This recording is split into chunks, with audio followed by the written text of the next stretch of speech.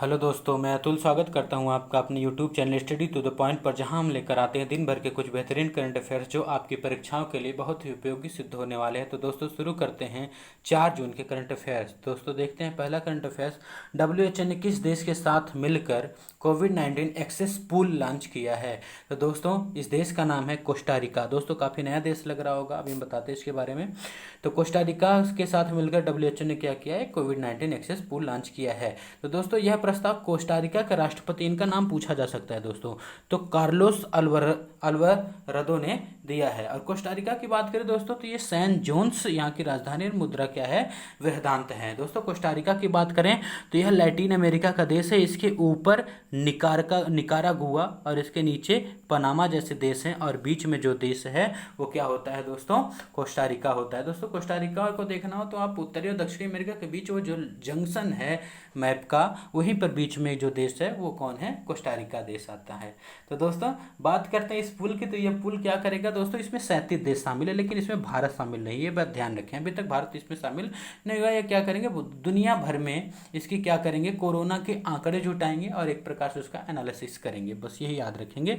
WHO की बात करें दोस्तों, तो डब्ल्यूएचओ की बात करें तो यहाँ पर इसके प्रमुख हैं टेड्रस अधनोम, और यहाँ के इसके जो मुख्यालय है वो कहाँ पर है, जेनेवा में है। दोस्तों बात करते हैं अगले करंट अफेयर्स की। तो तेलंगाना कब अपना राज्य दिवस मनाता है। दोस्तों तेलंगाना जो राज्य दिवस मनाता है वो कब मनाता है, 2 जून को। तो 2 जून को अपना राज्य दिवस मनाता है, क्योंकि 2 जून 2014 को ही तेलंगाना आंध्र प्रदेश से अलग होकर नया राज्य के रूप में अस्तित्व में आया था। दोस्तों तेलंगाना की बात करें तो तेलंगाना बड़ी प्रमुख बात है। तेलंगाना के पहले मुख्यमंत्री की बात करें तो के चंद्रशेखर राव, जिसे केसीआर भी कहा जाता है। और यहाँ के राज्यपाल की बात करें तो ये कौन है, यहाँ पर टी सुंदरराजन यहाँ के क्या हैं, राज्यपाल हैं। और दोस्तों आंध्र प्रदेश तेलंगाना की बात करें तो इसका नाम ऋषि तैलंगे के नाम पर पड़ा है। और दोस्तों इसके राष्ट्रीय फूल की, राजकीय फूल की बात करें तो यहाँ का राजकीय फूल जो दोस्त हैं, वहाँ का राजकीय फूल कौन है, टेंगड़ू। टेंगड़ू नामक यहाँ पर जो फूल है वो राजकीय फूल है। और यहाँ पर पशु जो है वो काला हिरण है। और जो दोस्तों यहाँ पर तेलंगाना राज्य की स्थापना की गई थी उसके लिए किस समिति ने सिफारिश की थी, तो दोस्तों उस समिति का नाम था श्री कृष्ण समिति। तो भगवान कृष्ण की समिति, ऋषि तैलंग भगवान कृष्ण, आप याद रख लें, उनके नाम पर इसका नाम है। श्री कृष्ण समिति ने क्या करी थी, इसकी सिफारिश करी थी। और दोस्तों आगे बात करते हैं अपने आंध्र प्रदेश की। तो दोनों की राजधानी सेम हुआ करती थी एक समय, लेकिन अब अलग अलग हो गई थी। और दोस्तों इसके बारे में करंट अफेयर्स याद रखने लायक है कि तेलंगाना में क्या है, तेलंगाना ने 2020 को आर्टिफिशियल इंटेलिजेंस ईयर के रूप में मनाने की बात कही थी। दोस्तों अगले करंट अफेयर्स की बात करें तो महेश नवमी त्यौहार कौन सा समुदाय मनाता है। तो दोस्तों महेश का मतलब भगवान शिव, तो शैव धर्म नहीं दोस्तों, ये क्वेश्चन गलत हो जाएगा। तो ये कौन सा समुदाय मनाता है, तो महेश्वरी समुदाय कौन मनाता है, इसे राजस्थान में मुख्य रूप से मनाता है। तो दोस्तों ये ज्येष्ठ मास यानी जून के महीने का शुक्ल पक्ष का 9वां दिन होता है, जो किस नाम से जाना जाता है, महेश नवमी के नाम से जाना जाता है। तो दोस्तों ये राजस्थान में मनाया जाता है। राजस्थान के मुख्यमंत्री अशोक गहलोत हैं। यहाँ के राज्यपाल कौन है, कलराज मिश्रा हैं। और यहाँ पर आप जानते हैं कि महात्मा गांधी जन स्वास्थ्य बीमा योजना भी चलती है। और इसने अभी अभी क्या लगाया है, कृषि सेस भी अपने राज्य में लगाया है अध्यादेश के द्वारा राजस्थान ने। और राजस्थान की एक लड़की का नाम याद रखेंगे दोस्तों, यहाँ की लड़की एक है पायल जांगिड़, जिसे ग्लोबल गेम चेंजर अवार्ड दिया गया था, जिसमें प्रधानमंत्री साहब को ग्लोबल गोलकीपर का award bill and Melinda Gates foundation में दिया गया था। उसी फाउंडेशन में पायल जांगिड़ को क्या दिया गया था, ग्लोबल गेम चेंजर का अवार्ड दिया गया था। और दोस्तों बात करें राजस्थान में केवलादेव राष्ट्रीय उद्यान है, रणथंभौर राष्ट्रीय उद्यान प्रमुख है, सांभर झील, नक्की झील, डेबर झील, राजसमंद, जयसमंद और पुष्कर झील भी कहाँ पर हैं, राजस्थान में हैं। और राजस्थान की बात करें तो ये उत्तर प्रदेश, हरियाणा, पंजाब और मध्य प्रदेश, गुजरात और पाकिस्तान के साथ सीमा बनाता है। अगले करंट अफेयर्स की बात करें दोस्तों तो भारतीय प्रतिस्पर्धा आयोग के अध्यक्ष हैं। तो दोस्तों भारतीय प्रतिस्पर्धा आयोग के जो अध्यक्ष हैं उनका नाम क्या है, अशोक गुप्ता। अब दोस्तों अशोक गुप्ता के साथ बात करें यहाँ पर थोड़े से इसके ऑप्शन की, तो पीके सिंह क्या है, इस प्रतिस्पर्धा आयोग के यानी सीसीआई के क्या हैं, सचिव हैं। और दोस्तों पीके मिश्रा की बात करें तो पीके मिश्रा हमारे प्रधानमंत्री के मुख्य सचिव हैं। और पीके सिन्हा की बात करें दोस्तों तो पीके सिन्हा हमारे प्रधानमंत्री के मुख्य सलाहकार है। दोस्तों पीके मिश्रा प्रधानमंत्री के मुख्य सचिव, पीके सिन्हा प्रधानमंत्री के मुख्य सलाहकार, पीके सिंह भारतीय प्रतिस्पर्धा आयोग के सचिव, अशोक गुप्ता भारतीय प्रतिस्पर्धा आयोग के क्या हैं, अध्यक्ष हैं। तो यानी कंपटीशन कमीशन ऑफ इंडिया जो है इसे कहा जाता है। इसकी स्थापना 14 अक्टूबर 2003 को की गई थी और जिसके सदस्यों की संख्या 6 है और जिनकी नियुक्ति कौन करता है, राष्ट्रपति नहीं, इनकी नियुक्ति सेंट्रल गवर्नमेंट करती है, यानी केंद्र सरकार करती है। अब दोस्तों ये चर्चा में क्यों आ गया, हम इसकी चर्चा क्यों कर रहे हैं, क्योंकि इसने गूगल के ऊपर आरोप लगाया। क्या आरोप लगाया है दोस्तों, इसने गूगल के ऊपर आरोप लगाया कि गूगल अपने जो प्रोडक्ट होते हैं, जैसे गूगल पे हो गया और जो भी गूगल के प्रोडक्ट हैं, क्रोम रूम है, उन सभी को अपने ग्राहकों के सामने बहुत ज़्यादा पेश करता है, जबकि वो अन्य ऐप्स को ग्राहकों के सामने पेश करने से कतराता है,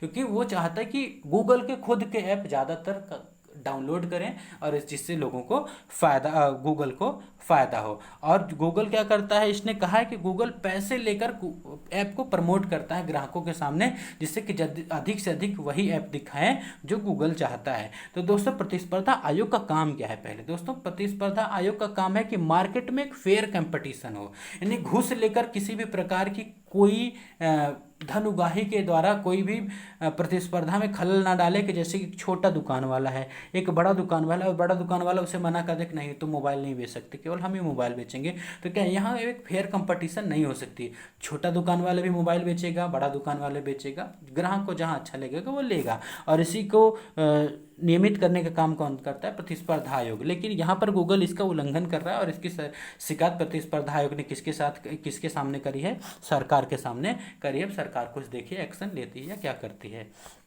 और दोस्तों बात करते हैं थर्ड मिसाइल सिस्टम अमेरिका ने किस देश में स्थापित किया है। तो थर्ड मिसाइल सिस्टम जो दोस्तों अमेरिका ने स्थापित किया है ये दक्षिण कोरिया में किया है। अब थर्ड मिसाइल सिस्टम की बात करने से पहले इसका फुल फॉर्म जान लें दोस्तों। इसका नाम है terminal high altitude area defence. बस इसका नाम इतना याद करें, हिंदी को कोई जरूरत नहीं, इतना ही पूछा जाएगा।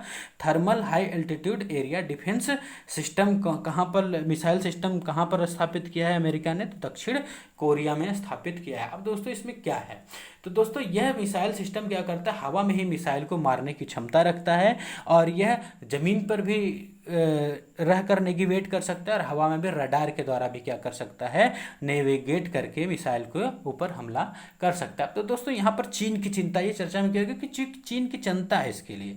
चीन कह रहा है कि इसके द्वारा यानी इस मिसाइल के द्वारा, जिसमें कि क्या लगा है, रडार टेक्नोलॉजी लगी है जिससे निगरानी की जाती है, अमेरिका चीन की निगरानी कर रहा है और वो इसलिए कह रहा है इस थर्ड मिसाइल सिस्टम को अमेरिका दक्षिण कोरिया से हटा ले, क्योंकि अगर दक्षिण कोरिया का आप देखते हैं तो चीन के एकदम पास में स्थित है, लेकिन अमेरिका इसे मान नहीं रहा है। तो दोस्तों ये एक ऑटोमेटिक मिसाइल सिस्टम है और जिसे किसने बनाया है, लॉकहीड मार्टिन ने बनाया। दोस्तों ये बड़ी प्रमुख बात है। लॉकहीड मार्टिन एक अमेरिका की कंपनी, जैसे बोइंग है अमेरिका की कंपनी है, वो बनाते हैं जहाज वहाज, तो इसलिए इसे किसने बनाया है, लॉकहीड मार्टिन ने बनाया है। जिसने, अब लॉकहीड मार्टिन की बात करें तो एक प्रमुख बात आती है, भारत एक रोमियो नामक जहाज खरीद रहा है, उसे भी कौन बनाया है, लॉकहीड मार्टिन ने ही बनाया है। और दोस्तों अगले करंट अफेयर्स की बात करते हैं। तो यूनाइटेड किंगडम में भारत की उच्चायुक्त होंगी। तो दोस्तों यूनाइटेड किंगडम में जो भारत की उच्चायुक्त होगी उनका नाम होगा गायत्री आई कुमार। तो गायत्री आई कुमार क्या होंगी, उच्चायुक्त होंगी। और इसमें ऑप्शन की बात करते हैं तो रुचि घनश्याम इस समय भारत की उच्चायुक्त हैं यूनाइटेड किंगडम में। टेथी थॉमस की बात करें तो टेथी थॉमस हमारे क्या हैं, महासचिव हैं DRDO के, और जिन्हें क्या कहा जाता है, मिसाइल वुमेन ऑफ इंडिया। ध्यान रखें दोस्तों, मिसाइल मैन हमारे APJ Abdul Kalam, missile women Tessy Thomas, rocket man हमारे K शिवन हैं। और अंशुला कांत की बात करें तो ये क्या है, महानिदेशक हैं हमारे दोस्तों, कहाँ पर, विश्व बैंक में, है ना। और दोस्तों उच्चायुक्त की बात करें तो उच्चायुक्त जो आप राजदूत कहते हैं वही उच्चायुक्त होते हैं। जो देश राष्ट्रमंडल देश के सदस्य होते हैं वहां पर भारत क्या करता है, उच्चायोग यानी हाई कमिश्नर क्या करता है, नियुक्त करता है, और वहां पर जो दूतावास होता है उसे हाई कमीशन यानी उच्चायोग कहा जाता है। उच्चायुक्त और उच्चायुक्त, तो ध्यान रखें दोस्तों कि राष्ट्रमंडल देश जो होते हैं वहां पर जो राजदूत होते हैं उन्हें क्या कहा जाता है, उच्चायुक्त। ब्रिटेन भी राष्ट्रमंडल देश का सदस्य है, जबकि जब अमेरिका में भी इन्हीं को नियुक्त किया जाता है तो वो राजदूत होंगे, क्योंकि राष्ट्रमंडल देश का सदस्य अमेरिका नहीं है, कनाडा भी नहीं है, तो वहाँ भी राजदूत होंगे। लेकिन अगर वो राष्ट्रमंडल देश का सदस्य है तो वहां पर क्या कहा जाएगा, उसे उच्चायुक्त यानी हाई कमिश्नर कहा जाएगा। दोस्तों अन्य अभी हाल ही में जो बात करें इन सभी की, तो चीन में हमारे जो अभी प्रमुख राजदूत नियुक्त किए गए उनका नाम है गौतम बम्बावाले, इसे कहीं आप लिख लें। और बांग्लादेश में जो अभी हमारे राजदूत नियुक्त किए गए हैं उनका नाम है मोहम्मद इमरान। श्रीलंका में गोपाल बागले, नेपाल में विजय मोहन क्वात्रा, म्यांमार में सौरभ कुमार, कनाडा में अजय बिसरिया। और इसी के साथ दोस्तों आपको ये भी पता होना चाहिए कि तरनजीत सिंह संधू कहाँ पर बनाए गए हैं, अमेरिका में बनाए गए हैं। और वहाँ पर अमेरिका के हर्षवर्धन श्रृंगला इस समय क्या बना दिए गए हैं, भारत में विदेश सचिव बना दिए गए हैं। तो दोस्तों इतने सारे करंट अफेयर्स हैं, आपको याद रखने होंगे। दोस्तों अगले करंट अफेयर्स की बात करते हैं, तो देखते हैं अगला करंट अफेयर्स अपना। तो यूनाइटेड किंगडम को देखने के बाद हम चलते हैं अपने अगले करंट अफेयर्स की ओर। तो जयंती लाल का निधन हो गया, वह किस खेल से संबंधित है? तो दोस्तों ये बड़ा प्रमुख है क्योंकि पूछा जा सकते हैं, क्योंकि बड़े रेयर होते हैं ये सभी। तो तीरंदाजी संबंधित थे। ये क्या थे, तीरंदाजी के क्या थे, कोच थे, है ना दोस्तों। तो ये कोच थे, इसलिए इनका नाम प्रमुखता से आ गया है। तो दोस्तों अगर करंट अफेयर्स की बात करें तो जल जीवन मिशन के लिए भारत सरकार ने अरुणाचल प्रदेश को कितने रुपए दिए हैं? तो दोस्तों जल जीवन मिशन के लिए भारत सरकार ने अरुणाचल प्रदेश को कितने रुपए दिए हैं? 500 करोड़ रुपए दोस्तों भारत सरकार ने अरुणाचल प्रदेश को दिए हैं। अरुणाचल प्रदेश की बात करें दोस्तों तो अरुणाचल प्रदेश के मुख्यमंत्री कौन है? अरुणाचल प्रदेश के मुख्यमंत्री हैं पेमा खांडू। यहाँ के राज्यपाल हैं ब्रिगेडियर मिसी मिश्रा। और यहाँ पर पक्के, नामदफा और कमलांग जैसे टाइगर रिजर्व हैं। और यहाँ का राज्य के जो प्रमुख पक्षी है वो हॉर्नबिल, कभी कभी पूछा जाता है। और यहाँ पर ब्रह्मपुत्र नदी को क्या कहा जाता है दोस्तों? दिहांग। अब दोस्तों बात कर लेते हैं जल जीवन मिशन के तहत जो पैसे दिए जा रहे हैं। तो असम को कितना दिया गया दोस्तों? इसी मिशन के तहत असम को कितना दिया गया? 1407 करोड़ रुपए दिया गया। बिहार को कितना दोस्तों दिया गया? तो 1832 करोड़ रुपए दिया गया। और छत्तीसगढ़ को कितना दिया? 445 करोड़ रुपया दिया गया। तो जल जीवन मिशन क्या, इसे भी जान लेते हैं। तो जल जीवन मिशन दोस्तों यह है कि सरकार का लक्ष्य है कि 2024 तक सभी के घर नल से साफ पानी पहुंचाया जाए। इसके लिए सरकार ने 3,60,000 करोड़ का क्या रखा है, भारी भरकम जो बजट रखा है, जो किस्तों में किसे दिया जाएगा? राज्यों को दिया जाएगा। अब जल जीवन मिशन कौन चला दोस्तों? तो जल जीवन मिशन को चलाता कौन है? जल शक्ति मंत्रालय चलाता है। और जिसके मंत्री कौन है? गजेंद्र सिंह शेखावत, जो कि जोधपुर से हमारे क्या हैं, सांसद हैं। दोस्तों अगले करंट अफेयर्स की बात करें, खेलो इंडिया सामुदायिक कोच विकास कार्यक्रम का उद्घाटन किसने किया? तो खेलो इंडिया सामुदायिक कोच विकास कार्यक्रम का उद्घाटन वही खेल मंत्री करेंगे। तो खेल मंत्री आपको पता है कौन है? किरण रिजिजू, जो कि पश्चिमी अरुणाचल से क्या है, सांसद हैं। और उन्होंने खेलो इंडिया सामुदायिक कोच विकास कार्यक्रम की शुरुआत की है, जहां पर यहाँ पर सामुदायिक स्तर पर क्या किया गया, लड़कों को यानी खिलाड़ियों को कोच किया जाएगा और जिससे उसमें से नए नए खिलाड़ियों को खोज की जाएगी। दोस्तों खेलो इंडिया का गेम का तीसरा संस्करण कहाँ पर आयोजित किया गया था? ये आपको पता है। खेलो इंडिया गेम का तीसरा संस्करण कहाँ आयोजित किया गया था? गुवाहाटी में किया गया था। खेलो इंडिया विश्वविद्यालय गेम का आयोजन कहाँ पर दोस्तों किया गया था? तो खेलो इंडिया विश्वविद्यालय गेम का आयोजन भुवनेश्वर में किया गया था। और खेलो इंडिया विंटर गेम का आयोजन कहाँ किया गया था? तो दोस्तों इसका पहला चरण लद्दाख के लेह में हुआ था और दूसरा चरण कहाँ पर हुआ था? जम्मू कश्मीर के गुलमर्ग में आयोजित किया गया था। दोस्तों इन सभी की बातों को याद रखेंगे। और अगले करंट अफेयर्स की बात करें दोस्तों तो फिनलैंड में भारत का नया राजदूत किसे नियुक्त किया गया? तो फिनलैंड एक यूरोपीय देश है, आपको पता है, नॉर्वेजियन सागर के पास में स्थित है। कि फिनलैंड के भारत में नया राजदूत, देखिए दोस्तों यहाँ पर राजदूत, उच्चायुक्त नहीं, राजदूत, क्योंकि ये राष्ट्रमंडल का सदस्य नहीं है, का राजदूत किसे नियुक्त किया गया? तो दोस्तों इसका नाम है, इनका नाम, इनके चेहरे का बड़े अच्छे तरीके से पहचानते होते, क्योंकि भारत और पाकिस्तान के जितने भी टेंशन होते थे सारे को क्लियरिफाई इन्होंने ही आकर घोषणा करी थी कि हमारा एक जवान मिसिंग है, जब हमारे विंग कमांडर अभिनंदन मिस हो गए थे, यानी पाकिस्तान कब्जे में चले गए। तो इनकी चेहरे को आप एकदम याद रखेंगे। इनका नाम है दोस्तों रवीश कुमार। ये क्या थे? विदेश मंत्रालय के प्रवक्ता थे। ध्यान रखिए दोस्तों, विदेश मंत्रालय के प्रवक्ता थे। अब ये क्या होंगे? फिनलैंड में भारत के राजदूत नियुक्त किए गए हैं दोस्तों। अगर और इसमें अगली कुछ बात करें तो फिनलैंड की राजधानी क्या है? हेलसिंकी है। और यहाँ पर मुद्रा जो चलती है दोस्तों, यहाँ पर मुद्रा वही क्रोना चलती है। और फिनलैंड की बात करें दोस्तों तो फिनलैंड दो प्रमुख कारणों से चर्चा में रहा है। फिनलैंड को झीलों का देश कहा जाता है। और दूसरा, फिनलैंड की प्रधानमंत्री सना मरीन दुनिया की सबसे कम उम्र की, यानी 34 साल की प्रधानमंत्री है, जो दुनिया की सबसे कम उम्र की प्रधानमंत्री भी हैं। दोस्तों बात करते हैं अगले करंट अफेयर्स की। तो भारत सरकार ने कितने डेयरी किसानों को किसान क्रेडिट कार्ड देने की घोषणा करी है? तो दोस्तों इसका सही उत्तर है 1.5 करोड़, यानी 1.5 करोड़ किसानों को क्या किया जाएगा? किसान क्रेडिट कार्ड दिया जाएगा। किसान क्रेडिट कार्ड दोस्तों क्या होता है? एक प्रकार से पशुओं का क्रेडिट यहाँ पर दिया जाएगा, जिससे क्या किया जाएगा?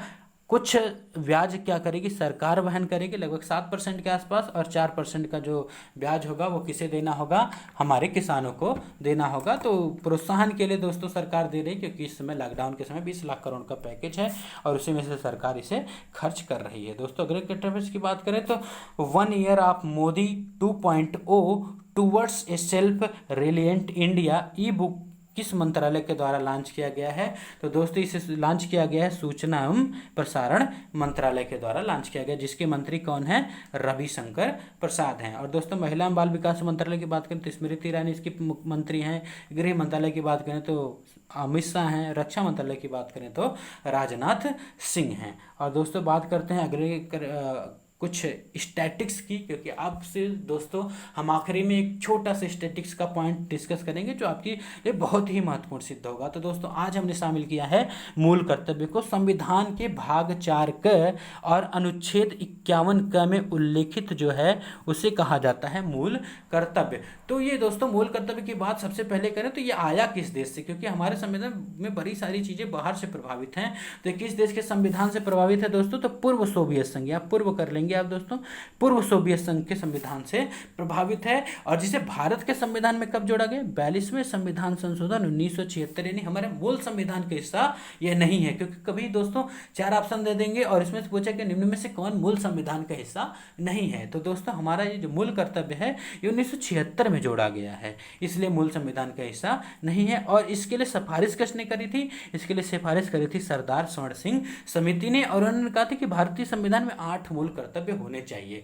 लेकिन उस समय सरकार ने कुल कितने 1976 मूल कर्तव्य जोड़ दिए, 10। लेकिन वर्तमान में कुल कितने हैं, 11। तो 8 की सिफारिश की गई, 10 जोड़े गए, वर्तमान में कुल कितने हैं, 11। और 11वां मूल कर्तव्य दोस्तों कब जोड़ा गया, 86वां संविधान संशोधन 2002 में 6 से 14 वर्ष तक के बच्चों को मुफ्त तथा अनिवार्य शिक्षा का प्रावधान किया गया कि यहाँ पर कर्तव्य होगा उनके पेरेंट्स का कि उन्हें शिक्षा, प्राथमिक शिक्षा ग्रहण जरूर करवाएं। और दोस्तों मूल कर्तव्य के बारे में सबसे प्रमुख बात और पूछे जाने लायक क्वेश्चन होता है कि इसे न्यायालय के द्वारा लागू किया जा सकता है या नहीं। तो दोस्तों इसे नहीं, न्यायालय के द्वारा लागू नहीं किया जा सकता। दोस्तों हमारे संविधान के 2 ऐसे टर्म हैं जिसे संविधान न्यायालय के द्वारा लागू नहीं किया जा सकता।